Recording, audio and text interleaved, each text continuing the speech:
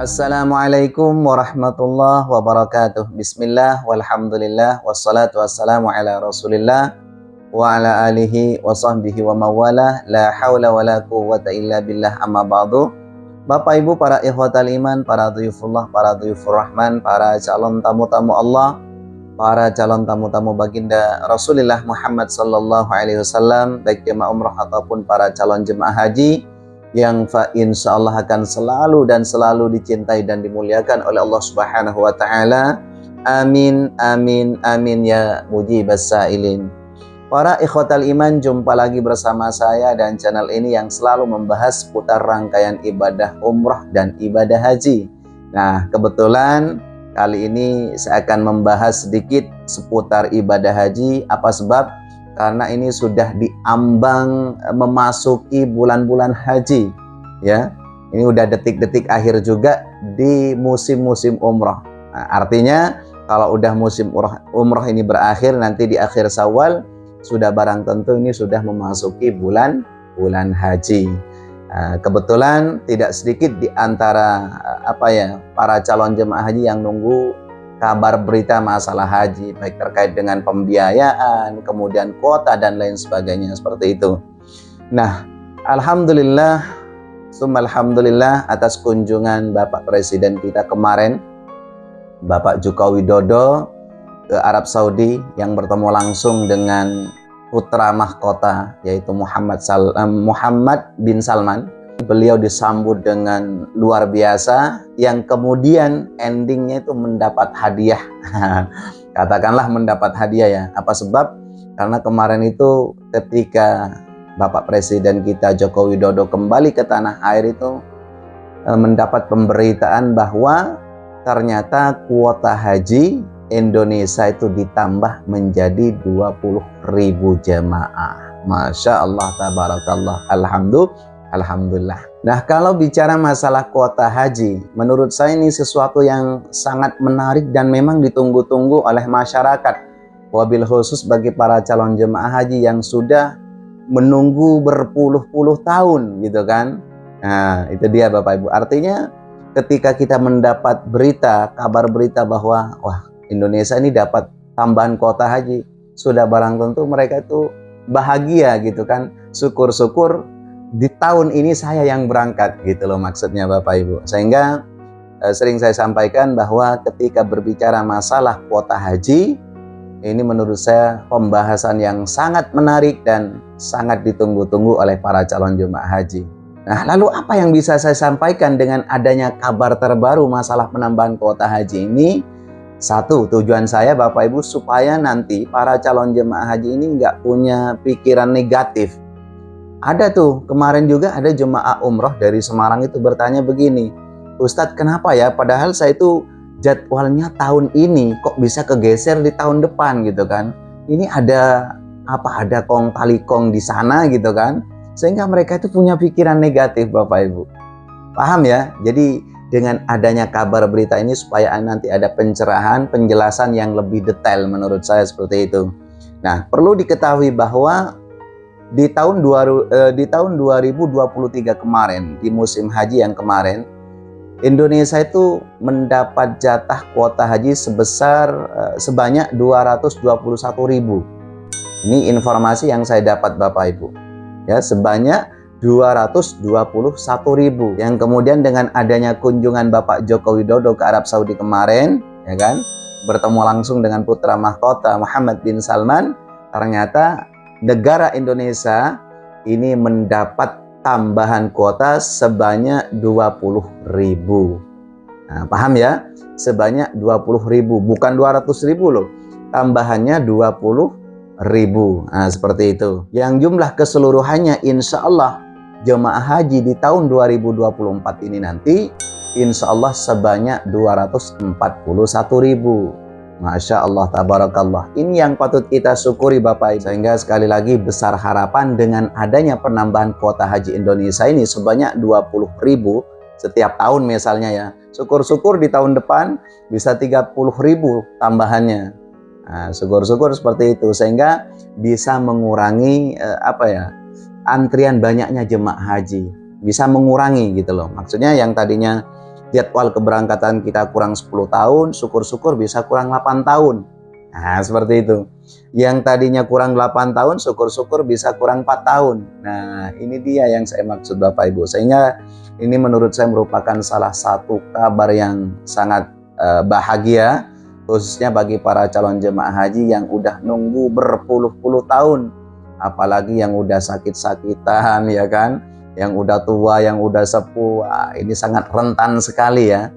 Ya, itu tadi Bapak Ibu, banyak-banyak berdoa, banyak-banyak memohon kepada Allah Subhanahu wa taala agar di tahun ini, di tahun 2024 ini yang mungkin jadwalnya di tahun 2025, di tahun 2024 bisa diberangkatkan seperti itu, sehingga kita bisa menginjakkan kaki kita di dua tanah suci Mekah Madinah, bisa bersimpuh di Baitullah, bisa bersimpuh di Raudhah, yang tidak setiap orang bisa bersimpuh di sana, tidak setiap orang bisa duduk di tempat yang sangat mulia, yang mana seperti Raudhah, kemudian di Mekah, bumi yang pernah diinjak oleh baginda Rasulullah Sallallahu Alaihi Wasallam, tempat yang pernah diduduki oleh baginda Rasulullah Sallallahu Alaihi Wasallam. Kemudian di Raudhah, tempat yang di mana Rasulullah pernah bermunajat, berdoa, melakukan salat di sana. Hal yang luar biasa, kenikmatan yang luar biasa yang tidak bisa dilukiskan dengan kata-kata atau kalimat Bapak Ibu. Untuk melukiskan semua itu, hanya orang yang pernah datang ke Raudhah, hanya orang yang pernah berkunjung ke Baitullah yang bisa merasakan kenikmatan itu semua. Artinya apa? Kembali kepada pembahasan yang di awal itu tadi, masalah kuota haji. Mudah-mudahan kita bisa diberangkatkan di tahun ini yang tadinya dijadwalkan di tahun 2025. Sehingga nantinya ketika kita ditakdirkan oleh Allah berada di bumi Arafah, ya, pada tanggal 9 di bulan Dzulhijjah, di mana setiap orang yang duduk di sana melakukan ibadah wukuf itu dibanggakan oleh Allah di depan para malaikat. Bayangkan, kita tidak dibanggakan di depan Bapak Presiden, kita tidak dibanggakan di depan Raja, tapi kita di sana dibanggakan oleh Allah di depan para malaikat. Apa kata Allah kepada para malaikat? Unduru ya malaikati ya'tuni ibadi min biladin ba'idtu'tan wa khubra. Lihatlah wahai para malaikat, hamba-hambaku datang dari tempat yang sangat jauh. Nah, ini dia. Dengan berpakaian kusut dan berdebu karena ingin mengharap ridho dan pengampunanku, kata Allah. Maka Allah menyampaikan lagi kepada para malaikat, Ishhadu ya malaikati inni qad ghafartu lahum. Saksikanlah wahai para malaikat bahwa hari ini semua orang yang melakukan wukuf di sini, ya, Inni qad ghafartu lahum, saya akan mengampuni dosa-dosa mereka. Masya Allah. Bagaimana kita tidak akan mendapat kenikmatan yang luar biasa Bapak Ibu. Nah, ini yang saya maksud ya. Jadi mudah-mudahan ini besar harapan yang tadinya harus menunggu 2 tahun atau 3 tahun, mudah-mudahan cepat diberangkatkan oleh Allah Subhanahu wa taala sehingga kita bisa dibanggakan oleh Allah di depan para malaikat. Amin Allahumma amin ya mujibas sa'ili. Baik, terkait dengan kuota haji ini untuk sementara waktu ini belum ada kepastian, tapi ini hanya rencana dan insya Allah sebentar lagi akan ketok palu, ibaratnya akan diresmikan, ya kan?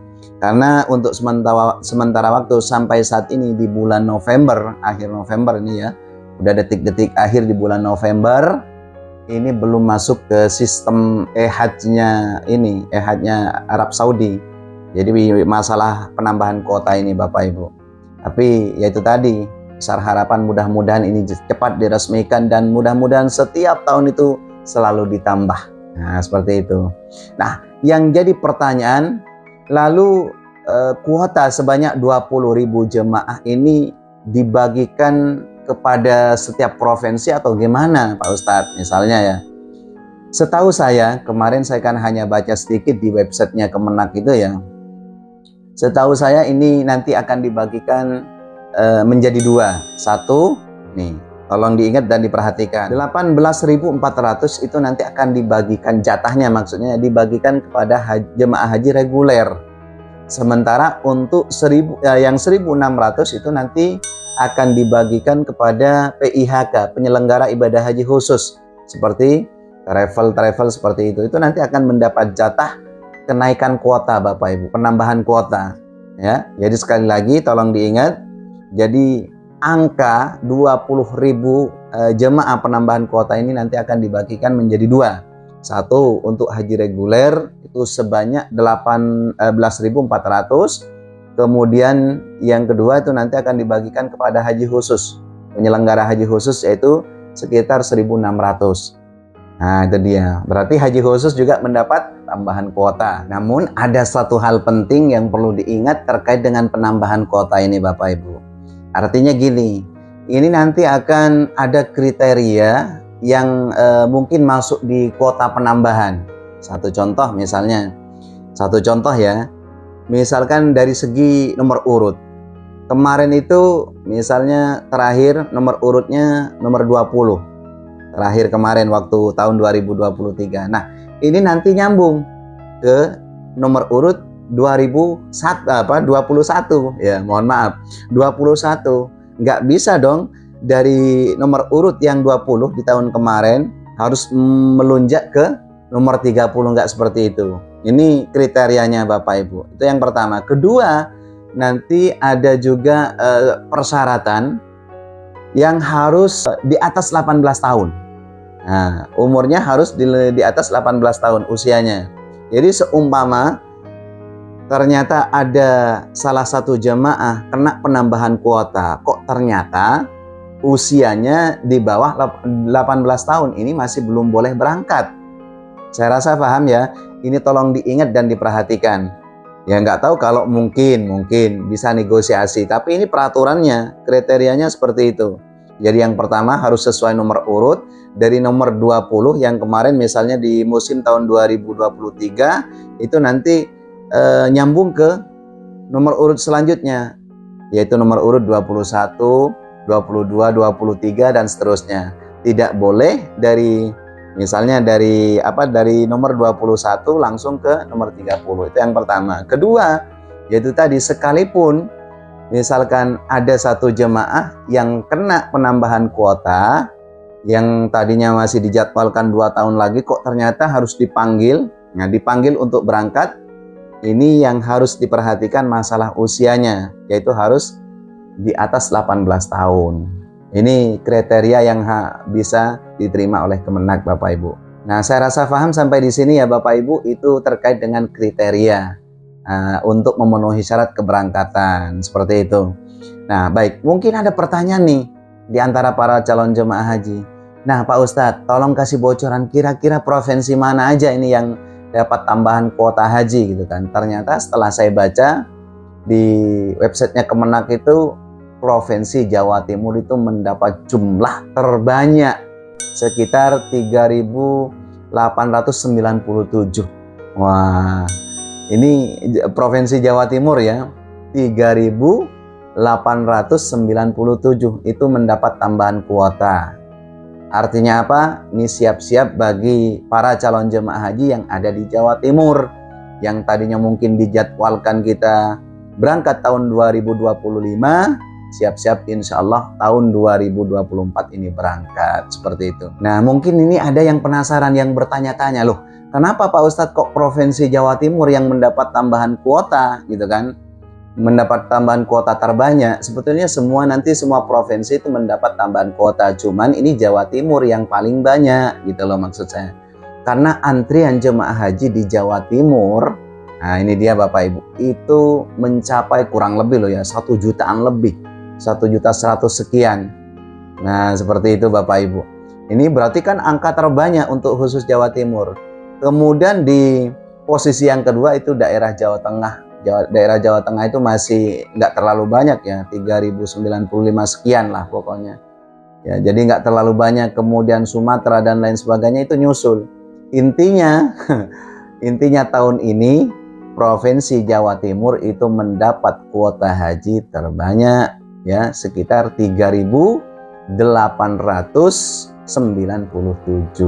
Masya Allah ya. Kemudian nanti nyusul lagi ke posisi kedua, yaitu di Jawa Tengah dan seterusnya. Nah, kemudian informasi yang terakhir yang perlu saya sampaikan terkait dengan janji Kemenak kemarin ya, mudah-mudahan ini terlaksana.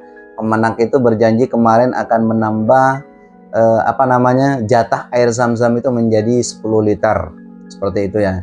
Karena dulu sebetulnya air zam-zam itu setiap jemaah mendapat jatah 10 liter.